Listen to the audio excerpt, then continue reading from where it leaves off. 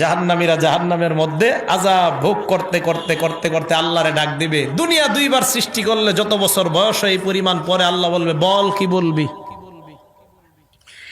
জাহান্নামীরা বলবে, আল্লাহ একটু মরণ দাও আমাদেরকে।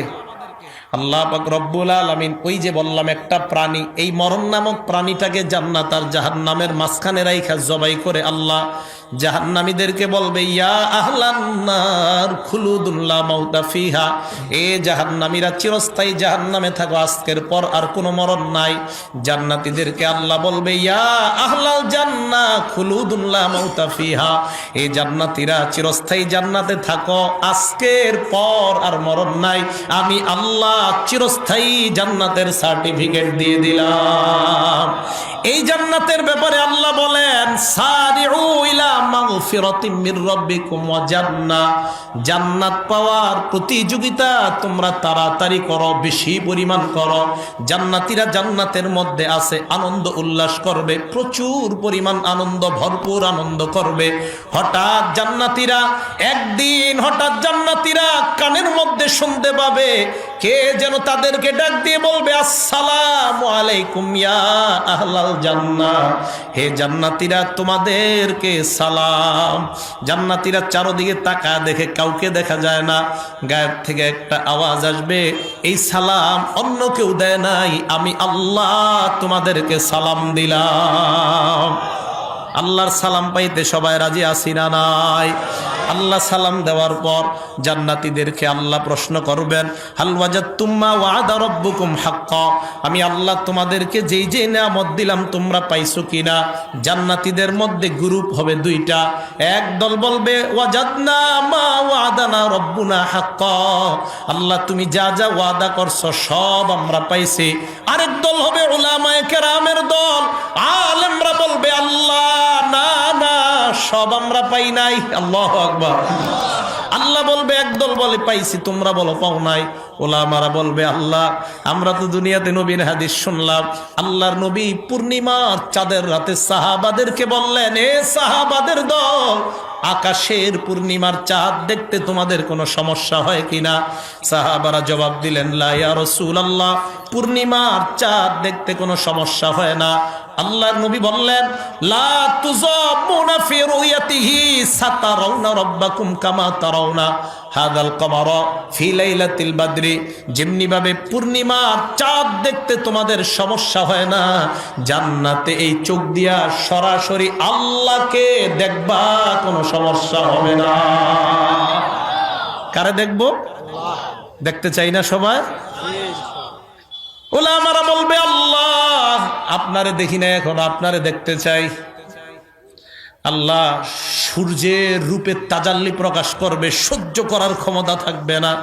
এবার আল্লাহ বলবেন, বুঝছি তোমরা সহ্য করতে পারবা না, সহ্য যেন করতে পারো একটা মাহফিলে তোমাদেরকে দাওয়াত করলাম, সব জান্নাতীরা ওই মাহফিলে যাইবা, আমি আল্লাহ নিজে আইসা তোমাদের সাথে সাক্ষাৎ করব। দাওয়াত দেওয়ার পর জান্নাতীরা কয়, আল্লাহ মাহফিলটা কোথায় হবে? আল্লাহ বললেন, একটা মাঠ আছে, মাজিদ নামক মাঠ, সূরা কফের 35 নম্বর আয়াত আল্লাহ বলেন, এই মাজিদ নামক মাঠে তোমাদেরকে দাওয়াত দিলাম, ওখানে তোমরা যাইবা, সবাই যাইবা। জান্নাতীরা দাওয়াত পাওয়ার পর মাজিদ নামক মাঠে যাওয়ার প্রস্তুতি শুরু করে জান্নাতীরা। আপনারা যেমন তাফসিরের মাহফিলে আসার প্রস্তুতি থাকে একটা, তো এই প্যান্ডেলটা বানানোর একটা প্রস্তুতি ছিল না আগে? নাকি প্রথম দিন বানাইছে, না আরো আগে বানাইছে? মাহফিল কালকেই বানানো হয়েছে না আগে থেকে তৈরি শুরু হয়েছে? আল্লাহ হুরগেলমানদেরকে বলবেন, সুবহানাল্লাহ, একটা বিশেষ অতিথির আর একটা প্রধান অতিথির আর একটা সভাপতির মাঠের দিকে তাকায় আল্লাহ বলেন, এ হুরগেলমানের দল, আমার প্রত্যেকটা জান্নাতি বসার জন্য এক একটা রাজকীয় সিংহাসনের ব্যবস্থা করে দাও। সব জান্নাতীদের জন্য আল্লাহর মাহফিল বানানো শেষ, প্যান্ডেল বানানো শেষ, স্টেজ বানানো শেষ। এবার জান্নাতীরা যাওয়ার পালা। জান্নাতীরা যখন রওনা করবে, রওনা করার আগে একটু মাঠের ব্যাপারে বলতে চাই। জিবরিল আমিন একটা প্লেট নিয়ে একদিন নবীর কাছে আসলেন, কোন বর্ণনা একটা মানচিত্র নিয়ে। হাবিব প্রশ্ন করলেন, মা হাযা ফি ইয়াদিকা, তোমার হাতে এটা কি? জিবরাইল বললেন, ইয়া রাসূলুল্লাহ, একটা মানচিত্র আপনার কাছে নিয়ে আসলাম। আল্লাহর নবী প্রশ্ন করলেন, কিসের মানচিত্র? জিবরাইল বললেন, আল্লাহ একটা মাঠে মাহফিল করবেন, মাঠটার নাম মাজিদ নামক ময়দান, ওই ময়দানের একটা মানচিত্র নিয়ে আসলাম। আল্লাহর নবী বলেন, কেন আনলা? জিবরাইল জবাব দেয়, ইয়া রাসূলুল্লাহ, 600 ডানা দিয়ে আল্লাহ আমাকে বানাইছে। একটা ডানায় এত শক্তি আল্লাহ দান করছেন, পুরা দুনিয়াটা আমি আসমানে উঠায় আছাড় দিতে পারি, এত শক্তি আল্লাহ দান করছেন। আল্লাহর কাছে সেজদায় পড়ে রইলাম, আল্লাহ তুমি আমাকে আমার 600 ডানা পরীক্ষা করার ক্ষমতা দিয়ে দাও। আল্লাহ কয়, জান্নাত ঘুরো। 8 জান্নাত ঘুরলাম, 7 জাহান্নাম ঘুরলাম, সব ঘুরলাম, ঘুরার পরেও আমার সামান্য শক্তি খরচ হয় না। আল্লাহর কাছে বললাম, আল্লাহ আমার 600 ডানার পরীক্ষা করতে চাই। এবার আল্লাহ বললেন, জিবরিল যাও যাও, মাজিদ নামক একটা মাঠ আছে, ওই মাঠের মধ্যে যাও, মাঠটা দেখে আসবা, মাঠটা কেমন। জিবরিল বলেন, আমি মাঠের মধ্যে গেলাম। যাওয়ার পর সামনের দিকে আমি চলতে লাগলাম। এই প্রথম একটা ডানার শক্তি আমার শেষ হয়ে যায়, দ্বিতীয় ডানাটা আমি ছাড়লাম, দ্বিতীয় ডানার শক্তি আমার শেষ হয়ে যায়, 3 নাম্বার ডানা ছাড়লাম, 4 নাম্বার ডানা ছাড়লাম, করতে করতে 100 ডানা আমি ছেড়ে দিলাম। 100 ডানা ছেড়ে দেওয়ার পর আমি ক্লান্ত হয়ে গেলাম, আবার 100 ডানা ছাড়লাম। এইভাবে করতে করতে আমি আমার 600 ডানা দিয়ে উড়া আরম্ভ করলাম। যেই মাত্র আমার 600 ডানার শক্তি শেষ হয়ে যায়, আল্লাহর দরবারে আমি সেজদায় পড়ে গেলাম। আল্লাহকে বললাম, আল্লাহ তাইতু আখিরতু সাজিদান লাক, আমি ক্লান্ত হয়ে গেলাম, তাই তোমার দরবারে সেজদায় পড়ে গেলাম। আল্লাহ বলেন, জিবরিল মাথা উঠাও। জিবরাইল মাথা উঠায় আর বললেন, আল্লাহ আমি 600 ডানা দিয়ে এই মাঠটা প্রদর্শন করলাম। মাবুদ, আমার জানতে মন চায় কতটুকু মাঠ আমি ঘুরে শেষ করতে পারলাম। আল্লাহ জিবরিলকে বলে, জিবরাইল ওই মাঠের একটা কোনা ঘুরে শেষ করতে পারলাম। এত বড় মাঠের মধ্যে মাহফিল হবে, তৈরি, মঞ্চ তৈরি, স্টেজ তৈরি, সব জান্নাতীরা মাহফিলে গেছে। সুবহানাল্লাহ। আল্লাহ আমারে আপনাদের সবাইকে ওই মাহফিলে বসার তৌফিক দান করেন। সিংহাসনের মধ্যে বসার পর সব জান্নাতীরা স্টেজের দিকে তাকায়, তাকায় দেখে স্টেজে নবী, সব নবীরা স্টেজে বসা। কয়টা চেয়ার? চেয়ারের দিকে তাকায় দেখে চেয়ার 3টা খালি। কি ব্যাপার, চেয়ার খালি কেন? চেয়ার খালি দেখা জান্নাতীরা মনে মনে একজন আরেকজনকে বলতে লাগলো, চেয়ার খালি কেন? হঠাৎ ঘোষণা করা হবে, এখন বিশেষ অতিথি তার আসন গ্রহণ করবে। সুবহানাল্লাহ। সব তাকায় আছে বিশেষ অতিথির চেয়ারের দিকে। হঠাৎ তাকায় দেখবে বিশেষ অতিথির আসনে দাউদ পয়গম্বর বসে যায়। সব জান্নাতীরা দাউদ নবীর দিকে তাকায় চিন্তা করবে, কি বড় মর্যাদার পয়গম্বর, দাউদ পয়গম্বর আল্লাহর মাহফিলের বিশেষ অতিথি হয়ে গেলেন। এবার জান্নাতীরা চিন্তা করতে থাকবে, প্রধান অতিথির আসনটা জানি কারা গ্রহণ করবেন। বার ঘোষণা করা হবে, প্রধান অতিথি তার আসন গ্রহণ করবে। জান্নাতীরা তাকায় দেখবে প্রধান অতিথির আসনে আইসা আমার আপনার সকলের প্রাণের স্পন্দন, আল্লাহর দোস্ত আখিরি জামানার পয়গম্বর এসে প্রধান অতিথি হয়ে যায়। আল্লাহর নবীর দিকে এক দৃষ্টিতে সবাই তাকায় থাকবে। আহারে, এই সুন্দর চেহারাটার মধ্যে বুঝি তায়েফের ময়দানে রক্ত ঝরাইছে, উহুদের ময়দানে দান দান শহীদ করেছে বুঝি এমন সুন্দর চেহারাওয়ালা, এমন একটা চরিত্র মাধুর্য, এমন একটা নুরানি চেহারাওয়ালা মানুষের চরিত্র নিয়ে বুঝি বাংলার গুটি কয়েক নাস্তিক মাঝে মাঝে কথা বইলা মুসলমানদের হৃদয়ে কষ্ট দেয়। আমি আজ স্পষ্ট ভাষায় উলামায়ে কেরামের সামনে আপনাদেরকে ওয়াদা করাইতে চাই, আমরা মুসলমান হিসাবে আওয়ামী লীগ বিএনপি পরিচয় এটা যার যার ব্যক্তিগত পরিচয়। আল্লাহর নবীর ইজ্জতের উপর সামান্য কোনো আঘাত যদি কেউ করতে চায়, জীবন দিয়ে হলেও সবাই এক প্ল্যাটফর্মে দাঁড়াইয়া তাদের বিরুদ্ধে আমরা জিহাদ ঘোষণা করলাম। নবীর কোন দুশ্মনরে ছাড় দেওয়া যাবে? বলেন যাবে? এই ব্যাপারে মুসলমান এমপি, মন্ত্রী, আওয়ামী লীগ, বিএনপি, জামাত, জাতীয় পার্টি সব এক।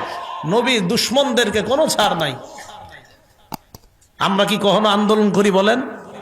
কিছুদিন পর পর খোসা মারে ওলামায়ে কেরাম যেন আসে আর তাদেরকে যেন একটা জঙ্গিবাদের উপাধি দেওয়া যায়, এরকম।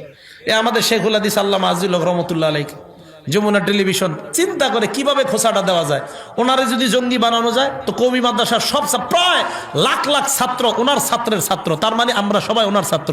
হয়তো উনি আমাদের সরাসরি উস্তাদ, না হয় দাদা উস্তাদ, এইভাবে তো আমাদের উস্তাদ। শেখুল হাদিস আল্লামা আজিল হক রহমতুল্লাহ কাছে আমারও পড়ার সৌভাগ্য হয় নাই, কারণ হুজুর ততদিন বুখারী পড়ানো শেষ, আমি 2010-11-তে ফারেক হয়েছি। তো শেখুল হাদিস আল্লামা আজিজুল হক রহমতুল্লাহ আলাই ওনাকে যমুনা টেলিভিশন কি বললো? জঙ্গি আখ্যায়িত দিতে চাইলো। এটা করতে পারলে সব মুসলমান ওলামায়ে কেরামকে জঙ্গি বানানো যাবে। আমরা স্পষ্ট ভাষায় বলতে চাই, ওলামায়ে কেরাম জঙ্গি না, জঙ্গিবাদের সাথে কোনো সম্পৃক্ততা নাই, বরং থাকলে এদেশে প্রমাণ হয়ে যে কলেজ ভার্সিটির মধ্যে জঙ্গির সম্পৃক্ততা পাওয়া হয়েছে। আসেন, প্রধান অতিথিকে ভুলে গেছে মুহাম্মদ সাল্লাল্লাহু আলাইহি সাল্লাম। তো সবাই অপেক্ষায় আছে সভাপতির আসনটা কে জানি গ্রহণ করে, সব অপেক্ষায় নবীজির দিকে তাকায় আছে এক দৃষ্টিতে, সভাপতির আসনের দিকে তাকায় আছে। হঠাৎ জান্নাতীরা তাকায় দেখবে সভাপতির নাম ঘোষণা করা হবে। সভাপতির আসনের দিকে তাকায় দেখে সভাপতির আসনে আইসা অন্য কেউ নয়, আমার আপনার নবী বলি সকলের সৃষ্টিকর্তা আল্লাহ এসে বসে যায়। সব জান্নাতীরা আল্লাহর দিকে এক দৃষ্টিতে 40 বছর তাকায় থাকবে। আল্লাহ 40 বছর পর বলবে নজর নামাও, হাল মিন মাজিদ, আর কোন নেয়ামত তোমরা চাও? জান্নাতীরা বলবে আল্লাহ আরো কোন নেয়ামত আছে কিনা? আল্লাহ জবাব দিবেন এখনো তো শুরুই হয় নাই। দুনিয়ার মধ্যে মাহফিলে তোমরা গজল গাইতা, আমার মাহফিলেও গজল হবে। মিকাইলকে বলবে মিকাইল তুমি হাম পাঠ করো। মিকাইল আল্লাহর শানে হাম পাঠ করা আরম্ভ করবে। তাকায় দেখবে জান্নাতীরা খালি মুখে বসা। আল্লাহ বলবে খারাপ দেখা যায়, প্রত্যেকের হাতে গ্লাস ধরায়া দাও, শরাবান তহুরা ডাইলা দাও। আমার জান্নাতীরা শরাবান তহুরা পান করবে, তালে তালে মিকাইলের সঙ্গীত শুনতে থাকবে। এটা আমরা পাবো ইনশাআল্লাহ, বলেন সবাই ইনশাআল্লাহ।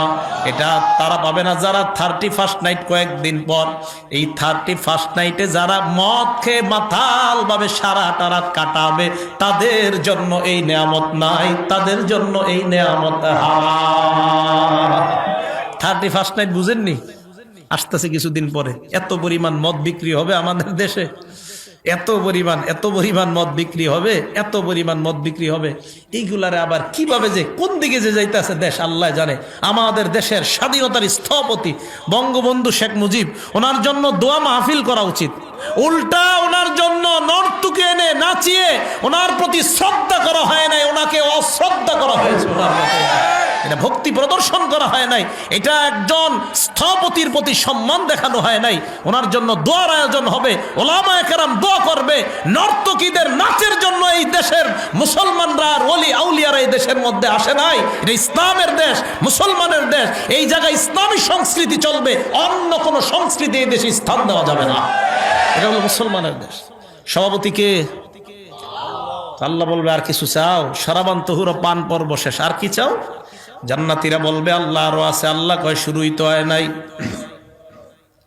দুনিয়ার মধ্যে তোমাদের মাহফিল কোরআন তেলাওয়াত করতা, আমার মাহফিলে কোরআন তেলাওয়াত হবে। দাউদ নবীর দিকে তাকায় বলবে দাউদ পয়গম্বর, কত সুন্দর একটা কণ্ঠ আমি আপনাকে দান করলাম, জাবুর কিতাব দিলাম, এই কণ্ঠের মাধ্যমে আপনি জাবুর কিতাব তেলাওয়াত করতেন। আকাশের পাখিগুলা আইসা আপনার পাশে বসে যাইতো, নদীর মাছগুলা নদীর কিনারায় এসে যাইতো। দাউদ পয়গম্বর, আপনি আপনার সুললিত কণ্ঠে জান্নাতীদেরকে কোরআন শোনায়া মুগ্ধ করে দেন। দাউদ নবী তেলাওয়াত করবে তাবারাকাল্লাযী বিয়াদিহিল মুলকু ওয়া হুয়া আলা কুল্লি শাইইন কাদির। দাউদ নবী সূরা মুলক তেলাওয়াত করবে। দাউদ নবীর তেলাওয়াতটা জান্নাতীরা একদিন দুই দিন নয় 40 বছর উপভোগ করবে। আল্লাহ পাক বলবেন আর কি চাও? জান্নাতীরা বলবে আল্লাহ আরো কিছু আছে কিনা? আল্লাহ কয় শুরুই তো হয় নাই। প্রধান অতিথির দিকে তাকায় বলে হাবিব হাবিব কদ আনজালতু আলাইকাল কুরআন, আমি আপনাকে কোরআন দিলাম। ওয়া হামালতাল মাশাক্কাতা লিহাযা, এই কোরআনের জন্য আপনি কত কষ্ট সহ্য করলেন, মাইর খাইলেন। হাবিব আপনি যখন কোরআন তেলাওয়াত করতেন, জাহান্নামী যারা আছে এখন, আবু জাহেল, উতবা, শাইবা, তারা পর্যন্ত আপনার কোরআন রাতের অন্ধকারে শুনতো।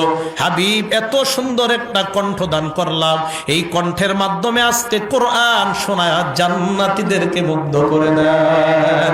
আল্লাহর নবী তেলাওয়াত করবে ইয়াসিন ওয়াল কুরআনিল হাকিম, সূরা ইয়াসিন আমাদের নবী তেলাওয়াত করবে, জান্নাতীরা 500 বছর পর্যন্ত উপভোগ করবে। এবার আল্লাহ বলবে আর কি নিয়ামত চাও? জান্নাতীরা বলবে আল্লাহর আছে কিনা? আল্লাহ কয় শুরুই তো হয় নাই। এবার আল্লাহ বলবেন ইন্না আরাদনাল আমানাতা আলাস সামাওয়াতি ওয়াল আরদ ওয়াল জিবালি ফাআবাইনা আন ইয়াহমিলনাহা ওয়া আশফাকনা মিনহা ওয়া হামালাহাল ইনসান। কোরআন আমি আসমান জমিন পাহাড় পর্বতের সামনে রাখলাম, কেউ গ্রহণ করতে চায় নাই, মানুষ তোমরা গ্রহণ করলা। কোরআন যখন তোমরা তেলাওয়াত করতা, তোমাদের দুনিয়ার তেলাওয়াতেই তোমরা মুগ্ধ হয়ে যাইতা। কাবার ইমাম আব্দুর রহমান সুদাইসের তেলাওয়াত যতই শুনবেন শুনতেই থাকবেন। আমাদের দেশের একাধিক গর্ব সন্তান, তাদের তেলাওয়াত শুধু শুনতেই মন চায়। আল্লাহ বলবেন দাউদের তেলাওয়াত শুনলা, নবীর তেলাওয়াত শুনলা, আমি আল্লাহ নিজে এখন তোমাদের সামনে কোরআন পাঠ করব। আল্লাহ তেলাওয়াত করবেন আর রহমান আল্লামাল কুরআন, আল্লাহ সূরা রহমান তেলাওয়াত করবে, সুবহানাল্লাহ। দাউদের তেলাওয়াতে 40, মুহাম্মদ সাল্লাল্লাহু আলাইহি সাল্লামের তেলাওয়াতে 50। আল্লাহ যখন তেলাওয়াত করবে জান্নাতীদের অবস্থা কি হবে আল্লাহই ভালো জানে। এই তেলাওয়াত এবং জান্নাতে এই নিয়ামতগুলা কারা কারা আমরা উপভোগ করতে চাই? সবাই রাজি আছি না ইনশাআল্লাহ?